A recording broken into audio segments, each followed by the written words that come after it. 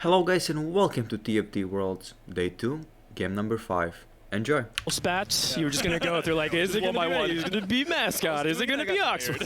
So I was like, nah, I'm not doing it all. Maybe also Anima Squad is an option. We've seen you have to have a very good start for it to work out. Baby, relax. We're just starting, all right? Yeah, you know, out of all the possible starts, I think a spatula start is one of the things you could think about Anima, because part of what makes Anima awkward, right, is that 2-star opening, and a lot of times you get the 2-star of something you don't want. But now you can put an emblem on it, and then as a result, get the stacks flowing. That being said, I'm gonna with Baby. I'm still like on the fence about it. A lot of things have to go right for Bintum to get that top 2. All right, currently we are looking at the board state for Canvas. He does buy the Annie. I think he is considering a late game transition, maybe into Oxforce, because Oxforce is one of the best end games to go for with the spatial-like composition. He does have the Boppy and the Wukong 2-star, so he will go for Gats and build up. We'll see how the augment continues. I think one of the most underrated openings in relation to the Nasus pair is mascots. I think mascots actually quite strong if you play it with a vertical mascot and get into Nunu, but that kind of depends on his opener. And did hit that belt. Let's see what happens on 2-1 here, Panda. One thing to mention is any player that's starting off with an Riftwalker crest could be a good option. With the mascots, that's really appetizing. Anyone starting with a loose tree could maybe look at a spat on the first carousel, as well as that extra bonus if you are going to be playing Underground in this game. It could be a massive high roll having a Tactician's Crown into a big cash out later as well. I mean, because it's a spatula start lobby, many people might be focusing on more spatula-related augments because they can allow them to hit that juicy 6 Oxford synergy, 7 Renegade synergy, you never know, capped out boards. Yeah, we might see a really high cap. Anima Squad picked in the bottom right for Xion. He does end up paying that size 2 and that Lucian 2. We've seen a couple of people toy around with the idea of Lucian reroll. We haven't seen that for pretty much half the set, but I did see it 1 or 2 times in China regionals, and Xion is from CN. I wonder if that's what he's thinking about. It's not. He's leveling up to 4. He sells the real 2-star that he got from the augment, so he basically sold his own augment. Thinking that maybe he wasn't strong enough to actually have a win streak, that is a viable option for True 2 to just sell off. It is essentially a worse econ augment in that case, but it is a viable way to have it. I think Weijin just decided, hey, this is not going to be strong enough. I'm looking at the rest of the boards. They're specking just way too hard. I mean, but it makes no sense because True 2's an augment that you use upgrades early mid to snowball for an econ victory, and then you're supposed to fall off hard. And maybe if you get 5 cost 2-stars, you can win, but if you cut off Rel for beginning, like, you're going to be weak early and weak late. Yeah, I agree with Bebe here. I think that Weijin Iverson, well, first of all, the day has not been going well for him, which is, I believe he has a 5, 6, 7, 8. So he started off in 9th place and now is effectively removed from the championship. And that's kind of been a big gut punch to him. I wonder if it's just kind of a radical change in philosophy. He's like, maybe I've been trying to streak a little bit too hard. Maybe I kind of play for that and it's just not been panning out. Maybe I can play from behind. Maybe I lose. Maybe I get the Tactician's Crown off the carousel and go from there. Looking at the augments, 2 Jewel Lotus, I think one of the most picked gold augments throughout the entirety of this tournament. Works so well in both AD and AP.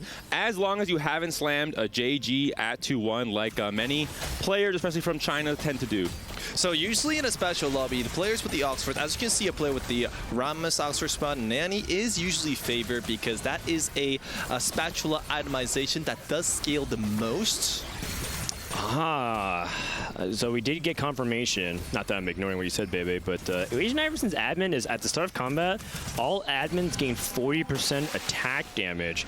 So I wonder if Weijin Iverson wants to either go for Warwick or potentially that Camille reroll. That's something that he used a lot in the past, and I wonder if he's going to call back to that. Huge pickup, early Vayne in the shop for Anima Squad already online. Only missing now a Jinx to hit that fairly big power spike at 5 Anima this early into the game. Has lost this last fight though. Ideally with Anima Squad, you want to win streak all of stage 2, get those stacks rolling, and snowball that lead into a potentially very strong board in stage 4. Oh, actually, we managed to see the mascot spat that Froden, like I mentioned early on. Usually, this is actually not that well seen in this tournament, but there is one situation where it's really strong, and when it's paired up with Ascension, because mascots are so tanky. If our fine like Aoe actually managed to find a makeshift armor or even more tank augments, he actually might have the perfect mascot composition already. Yeah, completely agree. A lot of people like to put mascot emblem onto Rammus, but my personal favorite is Aatrox. I think Aatrox is actually quite tanky.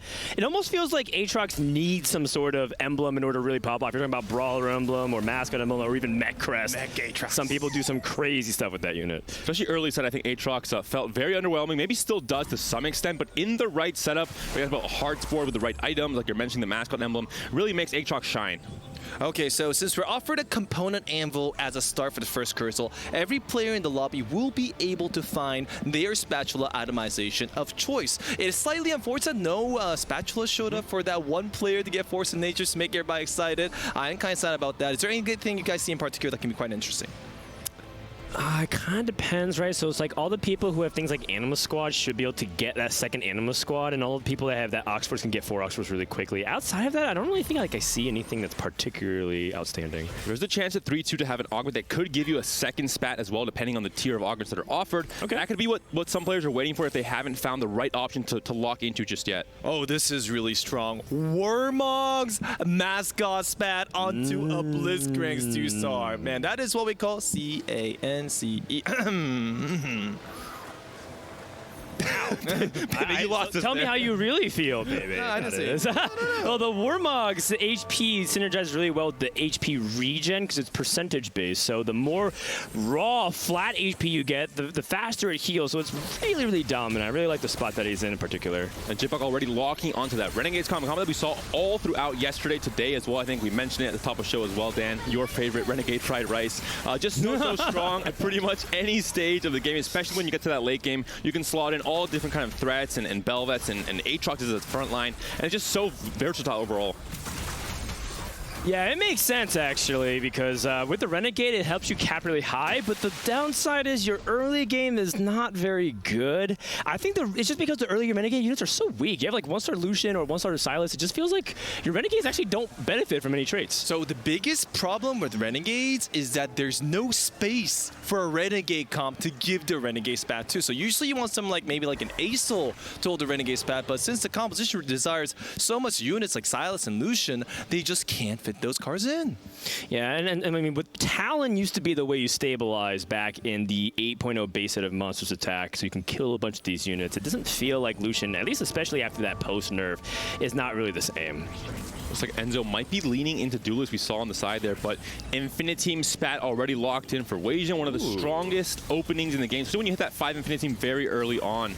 For now, though, on a loss, coming into this, a bit of a mess in terms of his wins and losses for this stage 2, but still fairly rich, though. Yeah, I was not entirely sure where Weijin wanted to go with this, so it looks like he's choosing for Infinite Team. And Weijin, once again, no streak. It looks like he's ended up taking a loss here, and Weijin Iverson unfortunately takes another big loss. And again, this kind of just been summarizing some of his games. He's just not really streaking either direction here. So far, no one has a huge advantage. Of course, Aho and like Shima has a decent like a win streak going on, but nothing too big an advantage so far. And everybody is slowly building up into their late game composition. So we will see exactly how the fights perform during the mid-late game.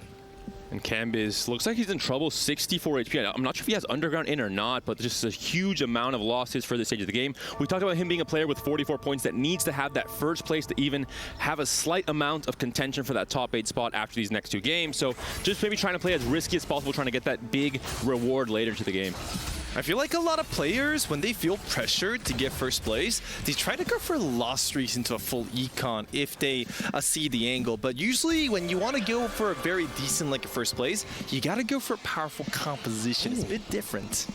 He might actually have... so Enzo gets another Hand of Justice. There's only one unit in the game that I love slamming double Hand of Justice on. That's Viego. And I think Viego is actually a really underrated carry within Rift Walkers. People think about Jhin. Is that a Jhin? That is a Jhin, although... Not the best emblem choices here. We don't need emblem choices at this point, though. I mean, surely you'll want something out of this. Ascension, Warmog's mascot span, early Jhin, GG. He just needs a few damage items. Maybe Prankster's a choice if you can slot an Echo somehow with Aegis later into the game. Brawler is a way that you can link to like Aegis with the Vibe, but it's not particularly very good. Will be Prankster in the end. Prankster Has the glove and the cloak as well. That basically doesn't do anything here, so it's just a belt. And not ideal when you're on a 5 win streak, you want to try and slam and get the most out of these emblems right now. I mean, it does, you know, maybe it tricks the opponent thinking, oh wait, this guy's pranksters! And I don't know, maybe I'll let's just Yeah, this is an auto battler. You can't. It doesn't affect the player's gameplay once the fight is started. Yeah, we'll see. Taking a look on the other side, Xian does have this Fiora holding the Anima squad and does end up playing around this vein. So it looks like he's very correctly identifying that Anima squad is a lot about the 2 and 3 costs early on until you get to Misfortune. A lot of people have been trying to go for Misfortune as the top end, but I think at 3-2 Algrim is going to shape a lot here. Oh, a double. Is that makeshift armor mascot? Oh, it's time, David. Makeshift armor. Makeshift armor is really good. Second Wind is also somewhat tempting if you were to consider something that wasn't makeshift armor, and I wonder if Ahau is considering that. Because he also has a double emblem, right, which makes makeshift armor more awkward to play around, so we'll see. Double Anima for Xian. We see Cam is now also on Jeweled Lotus, the third one, maybe more in this lobby after this next gold augment comes through. 4 Brawler online for Shimapen. A very strong-looking Yasuo overall as well. I mean, this is a point where we go to the next stage of the game. So now it's not a 1-cost hero augment, it's not a 2-cost, not 3-cost. It could still be a 3-cost, but now it's more lean towards being a 4 and 5-cost hero augment. So we'll see the players build in this value deck slowly and surely and see how they finish it off. Yeah, Hacker Crest. I found Aatrox as well, too. Yo! Okay, are we going to Time to see Warwick Hacker once again. We saw it from Juki in the NA Regionals. We might be seeing it again here from Shimapen, a player that's also in contention and a pretty decent spot to have the top 8 finish in this World Championship Day 2. He has 49 points right now. Yeah, and I don't think a lot of people are practiced against Hacker Warwick. It's really funny in TFT. You usually just have short-term patch memory. You don't really remember 2 or 3 patches on how to exactly beat it. You need like a rep or 2. That's all maybe you need for Shimapen to be able to sneak in a couple of easy fights. By the way, we talked about mascot Aatrox. It looks like that's exactly what Ahau has, and that early Warmugs and mascot emblem is making it so difficult to kill that Aatrox. Okay, so we can see that one player is significantly ahead of the other players in the lobby. Let's see what the other players want to do. Since Canvas currently trying to force Twisted Fate. He does not care about HP. He just really wants to hit level 7 to roll for the TF and find his frontline 2 stars. And he has incredible augments. This is actually a setup where you could win out if you hit Stabilize and hit Twisted Fate 2, you hit that Nico 2, you have that 2-star Ox Force. He's ready to take his punishment though. Has an open spat as well. We're going to another carousel in stage 3. Could he maybe high roll into a second spat as well, making or getting some advantage from being at this low HP this early into the game? A 20 HP gap from 8th to 7th place. I completely agree. He needs at least to force some nature. It's not a simple Ox for spat to be able to get first place, which is the first place placement that he wants, and the reason why he took so much damage to get there. So we just have to hope that there's no spatula in the carousel. This Aatrox just does not die. The second win, the mascot healing, the Warmogs, and the Ascension just keeps on chugging. And Canvas did end up cleaning a good amount. Oh, not the quite worst enough. loss. All right, fingers crossed. EMEA Cambiz hoping to find a spat here in the end. Will he find it? He does not. No Twisted Fate, no Nico. So he couldn't get any of the forecasts that he was planning to build into either. Angels. Okay. There's actually a pretty decent debate because his frontline is weak. If you wanted to go for a Gunblade with the Ox Force dynamic, kind of heals it with the second wind as well. But maybe he just wants to go for Archangels here and try to go for raw AP because he feels like he's lacking damage. I mean, in order to make a comeback from a very low HP at 30 at this point in the game, he needs a perfect composition. But the problem is that he's not likely to get a perfect composition anymore, and that's kind of sad. He's gonna roll now, maybe hope to find the Ox Force. Oh, Janna! Okay, Janna's okay. not that bad. He just needs one Twist of Fate, one start rolling, or maybe a 3-cost 2-star LeBlanc. Let's see. He's rolling down. Jin Velvet, not what he want. Azul is not bad. Sona is also not that bad too. Oh, Urgot. and Diego and Urgot for the build-up. That's good. He can sell the Lux as well too, and the Urgot in to get a few treasure chests. Is that what he'll do? No. Needs to find not a single TF. Still carrying a luck after this huge roll, and it's not where Cambiz wants to be. 33 HP as well. All right, a lot of damage. The nice thing is, looks like YBY also rolling for a similar composition. Only found a single Nico. Both of the Spellslinger Lose Streak players did not hit the unit that they were specifically looking for, but Canvas with that Windy Janna, that second win stalling, this Lux 2 is about to crush the rest of the composition. I mean, this is actually a really bad spat for Canvas because now he's kind of stuck at 7 until he finds a Twisted Fate or a Nico like a setup, and he didn't play Flex, meaning that he didn't didn't use the Velvets as a build-up or the Urgot as a build-up. He's looking for that one specific comp. It means that he's going to be out-value, which is kind of bad. And looks like Enzo is also on the same line. So already 3 players trying to contest for a TF that Weijin already has one of. So how many TFs are in the pool? Maybe not enough to support 4 different players trying to fit him into the comp. The Zhonya's as well. Oh, goodness. Yeah, it's the guy that's not going for a TF tech that holds all the TFs, right? And that's kind of unfortunate. I don't think he wanted to play Zhonya's. He was probably looking for something like Obsidian Cleaver, Infinity Force, or something else like Gold Collector, which could be pretty strong if he played around the Ezreal. In this case, Weijin Iverson's going to have to make do with what he's got. The items on TF are pretty good, though. You have the Static Shiv and the Death Cap trying to work onto the front line here of Shima Pen, who has the cow holding that Anima Squad emblem, but it just doesn't have the DPS to keep it up because he's playing 1-star Anima Squad, and this is ultimately the problem with Anima. It just does not feel like Shima Pen has the components right now, or Xian, excuse me. Xian has the components to make it a really strong mid game. So, what Xian's like a build-up is actually very good here, where you're using the Twisted Fate and the 5 like Infinite Team, so he's going for a very decent like a flex play, but this composition is doomed to fall off during late game, so we do need to spot how he'll try to overcome that weakness. And Xian just not really rich either. He has the Echo, the Anima Squad emblem, yes, but I mean, looking at the gold, he has to go 7 now, roll down, and hope he stabilizes to some extent. And this is the one comp that is punished for not stabilizing more than any other. You don't get stacked, and it's kind of a snowball effect that just gets into a worse and worse position as everyone around you gets stronger and stronger in stage 4. So right now, we do have the 5 Anima Squad like a player going on, but he's nowhere near Vayne 3 and he's nowhere near Ribbon 3, which is the normal route to get a win condition. So all that's left for him is to find Misfortune 3-star? Not just that, the spike that might come in from a hero augment in this stage 4, maybe a 4-4-5 or any kind of 5 cost in general. I mean, even with an MF, you're seeing items here. There's a Gunblade, sure, but there's no Shojin. There's maybe a JG.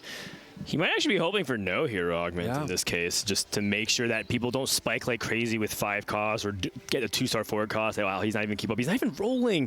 Xian's actually greeting to level at 4-2 because it's a natural interval. If he went to 7 right now, he'd be 2 gold over and 4 gold over by 4-2. So he's trying to maximize every piece of gold he has. So this means that he wants to go for 3 cost 3-star carry with that Vayne. For that, he needs money. The later you level, the more money you have from that experience points gold. You need to press the level button a bit less. And he still has a very small chance of finding a 3-cost hero augment, which will make his composition stronger than the other, so he's just praying right now. Ooh.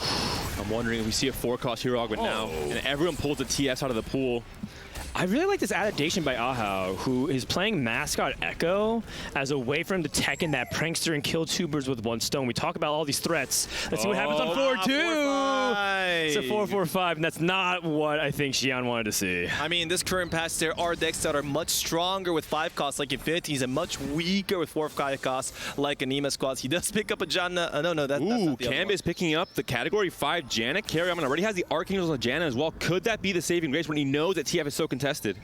That's a really good point. I think Category 5 is really underrated, has Windy to make some of these 1 costs really powerful as well. Also has a Spell Slinger on his Viego, by the way, on Canvas, so probably got that free tome as well. Yeah, that looks bad. I mean, Echo would be slightly better. If he somehow gets a Janet 2 at some point in this stage 4, maybe he has a saving grace here. He's on the 5 Spell Slinger right now.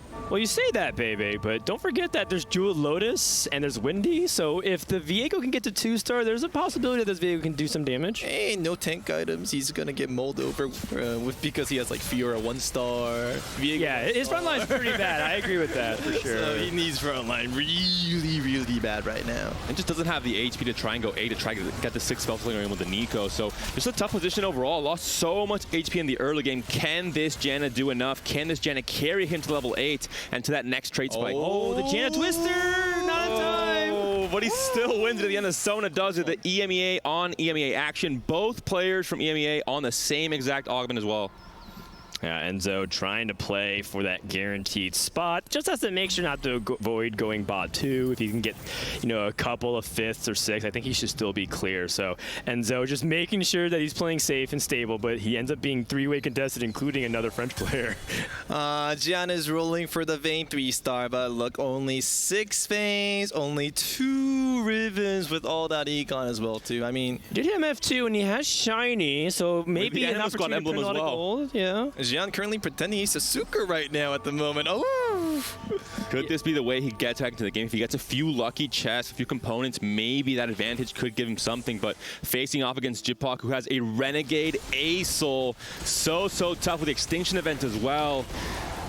Look at the damage coming in here. I mean, look at the board, just gets immediately deleted. Only the Vayne left alive, but she can do it by herself. The MF2 with no items, entirely naked for this fight. I don't think it'll be enough. The Rammus is not even dead yet. The next cast comes through. The Extinction event extincts that MF. And Xian, another big hit down to 22. Cambus as well at 13 HP. I mean, that is an Aesol 2-star with Renegades and Jewel Lotus and Archangels and Guardbreaker. What is that It's thing? very good. It's very, very powerful. The only downside is you don't get a lot of mana casting, so a Shroud could give it a hard time, but I guess that was a ramp of Archangels. Diego on the carousel, that could be the option for Cambus. Has a Bramble on it though, but maybe he wants it just for the upgrade itself. He's just right now so desperate in this position.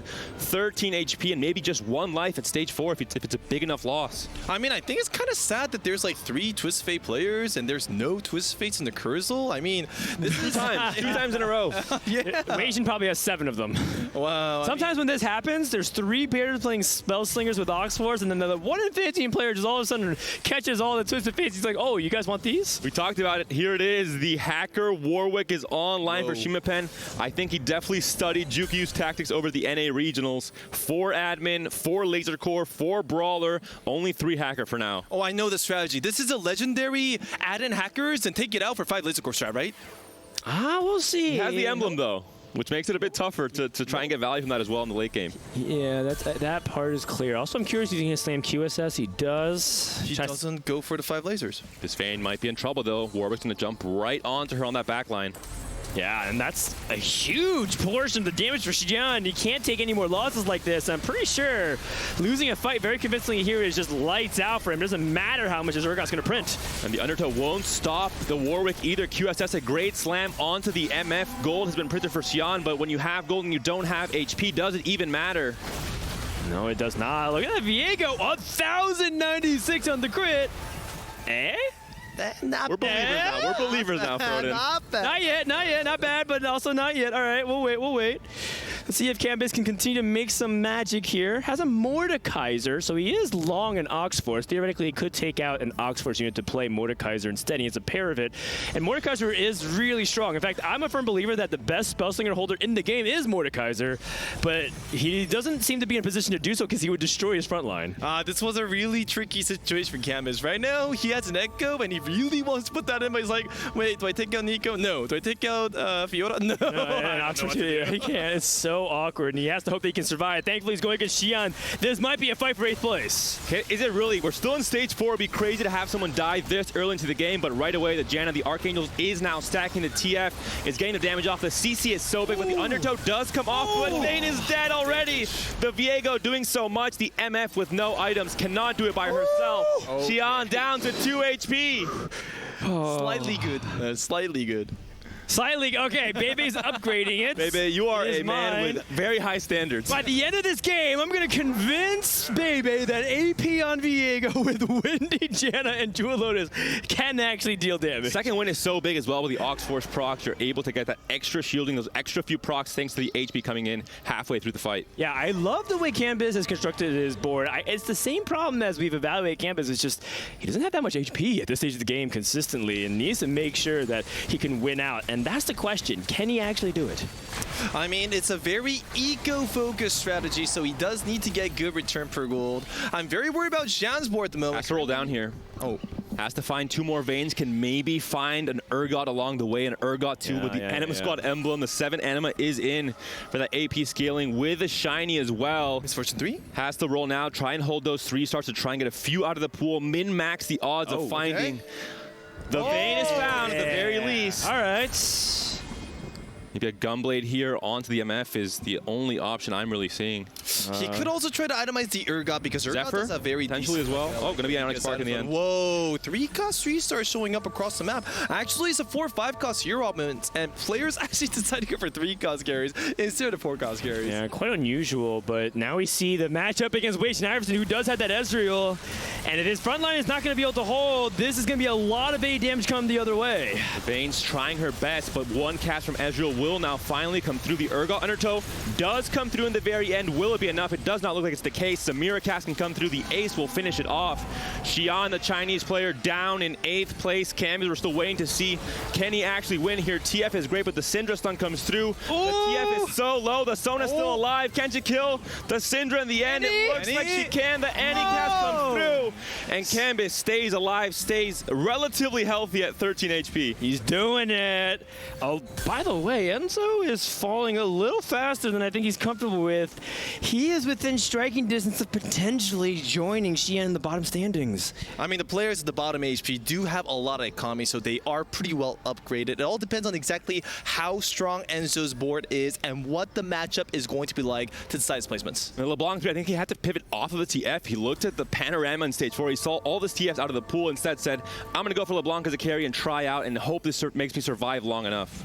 I mean, the damage output should just not be good enough. I mean, he does have the double-handed justice for crit value, but I'm not sure. Oh no, it's Enzo versus Cambiz. Spellslinger for Spellslinger, category 5. The first twister from Janna hits, but misses the backline. Here comes Fiddlesticks with the Crow Storm trying to stall for as long as he can. Twisted Fate focusing on the other LeBlanc, and I think that might be Oh, the healing from the Hand of Justice. Is it enough? LeBlanc, one more cast. Doesn't come through. It does. And the win is good enough for both players to survive. Enzo at 13, Cambiz at 5. EMEA needs a miracle to hang on to this game, and YBY is taken down in 7th. That's bad for YBY. Remember, he's also in the top 8 standings. He can't go 7-7 or 7-8. That could be something that cuts his momentum. Keep an eye out that going into game number 6. So much at stake for all of these players in lobby. Whether they get one more placement, higher or lower, could be that like a gap just to get a top 8, which could be the result into getting first place in this tournament. And I think the positioning from Enzo was really clever. A lot of people feel like they need to greed that Windy value, but because he kept separately, recognizing that the ramping will come through the Archangel staff was just enough, and that healing to keep him in the fight. Cambiz is now fighting for his life, 5 HP, and he's facing the strongest player in the lobby. It's Ahau. There's a Nunu on board as well. The mascot emblem is doing so much on this Echo, but the damage from this Acel, the damage from the Jhin is almost taking down the Janna and the TF. Can they hang on for long enough? TF is still alive, but so is the Zac on the side of Ahau. And still the TF is hanging on with the Gunblade. So much healing coming through. The Viego comes in, dunks on the Jhin, and Cambiz 5 HP. Enzo at 1. A nail-biting ending for EMEA. Thank God Ahai did not have his frontline upgrade, so he could not buy enough time for Ascension to proc, which did cause the result of that fight at the moment. A lot of spatula itemization in this curse, but nothing too strong. There are some DPS itemization needs for the Ahai. Mech time. I love that there's a mech in it, Garrus. It's like, hey, you want some mech? Or you just have to buy Are you one in the more? lobby? But I don't think it's the time or play. Shima Pen Was playing admin, maybe looking at a higher vertical, or to try and take out an admin instead and put in a higher cost unit. Double TF in the shop here for Ahau. Yes, Cambiz, by the way, hits TF2. Nunu That's a 2 as Nunu well. 2. This is so big. Jiphawk also hit as well, so a lot of people are getting strong right now. Wait, do we just sell the Echo and move the items to Nunu instead? Prankster Nunu, it's time. Well, I mean, he has an Echo 2, so I think he wants both. Man, poor Enzo. He's just stuck here on Twisted Fate 1 with just no items, and now switches to the other side, and he's praying and hoping that he can squeeze out of 5th place. This matchup is so unfortunate. Up against Nunu 2-star on the left side, there's an Urgot 2-star. What's up with the value in this lobby? It's crazy. And meanwhile, on the left side, Cambiz also fighting for his life. He needs to stay alive as best as he can. His Jen has a blue buff. Second wind kicks in. Here comes a big twister to see if he can go to the back line. It doesn't. Hit the left side. And too much damage from POK. That Urgot 2 able to come up clutch. Is it 2 Frenchmen players down? It is. And we have our top 4, but this time without EMEA. Enzo unfortunately takes that 6th place, but 6 is still exactly what he needed to hit at the baseline. I mean, this is why HP management is so important. You do not know how strong these enemies will be and how strong your endgame board is going to be. So if it comes to late game where everybody's like a monster, oh my god, it's just going to come down to who has more HP. And what a couple of rounds for the Riftwalker players. Jiphawk and Ahau both hitting so many upgrades on their board, unfortunately facing off against the EMEA players and eliminating both in that last fight. Ooh, Shima Pen. Let's see where Warwick jumps in. Warwick's going to jump onto the enemy. Jin, oh, you got the Jin. Congratulations. Ace on the front line. Oh, okay. So Ace will try to dodge all the CC, but here comes the Skylines. It only chunks about 30% of the HP. Warwick working on the left side. I don't know if there's enough DPS here from Jitpok to actually handle this Warwick because he actually has Death's Defiance, which spreads out that damage. Is the Undertow going to swing the fight? OTC, yeah, the Quicksilver is still up, still alive. The Warwick is trying to fight for his life to kill off the Urgot, but too tanky with a BT. A third Undertow comes through. Now it does stun, and that should be the kill. Oh, the last Ace cast comes through. Result. Warwick with the Death Defiance actually managing surviving up until the end, allowing him to win that fight. That was kind of crazy. What do we say to Death today? Not today. In the case of this Warwick, at the very least, 3 Undertows from the Urgot still on enough, and the QSS definitely paying for that early itemization in stage 4. So many times that CC has not come through. And here's the thing about Shima Pen's board as well, is that his admin is stacking HP with each fight. It's kind of that scary Anima Squad thing, and it's also his whole team. It's not just the admins. So all of these units are just getting tankier and tankier, and he has 6 admins to boost all those tiers. Okay, now that we got to the late game, everybody stabilized their composition. What do you guys think is gonna get first or second, third, and fourth in this lobby? Mostly first. As Dan has mentioned, are you doing pick'ems again? Like, that's so hard, man. These admins are getting out of control the longer this fight goes, whereas the rest of the boards are relatively standard in case of the Riftwalker comps. The Nunu with the Warlock, the Nunu 2 this early on could be pretty detrimental as well for the rest of the players. And we are now in stage 6. Any big loss might knock you out, especially in the case of Jitpok. Look at Wage and Iverson, by the way. He's like pre-leveling to 9. He's at 48, he's at 78 out of 80 XP in the top left with 48 gold. He is going for that max cap. So I'm going to vote Wage and Iverson or Shima Pen right now is the 1-2. All right, Urgot 2-star versus Israel 1-star. They are both going for 5 costs like a 2-star carries. The fight is going to go on. CC's going to connect. Samira is ulting. The CCs are going. Aesol is shooting meteors. What is going on this fight? So much damage, and it seems... Is it Samira? Oh, Samira! Runan's so big, and Jitpok in stage 6 has not been taken down yet. 2 HP for him, but the rest of the players above 40 HP and pretty much tied when it comes to that HP. And he pre-leveled, so he wasn't even exactly the strongest he would be. Right now, Wage and Iverson's about to get even stronger. All right, so there are going to be 3 soon. I mean, like, Jitpok's still in it. Jitpok's still in it. So we got Urgot 2-star, we got a Nunu 2-star, we got an Israel 2-star versus that Mordekaiser to be like a 2-star soon. So everybody got their own 5 costs, their own Pokemon, if you say. Equation is rolling. The Zhonya's has now been sold off of the TF. The TF2 now replacing that one, trying to keep that Zhonya's up and ready to go for maybe something else that will be coming in here. I wonder if he wants to... Israel 2? Oh, he's going for Syndra as well to throw more units in. I think a lot of people love just putting Syndra in even without synergy so you can get more threats onto the board.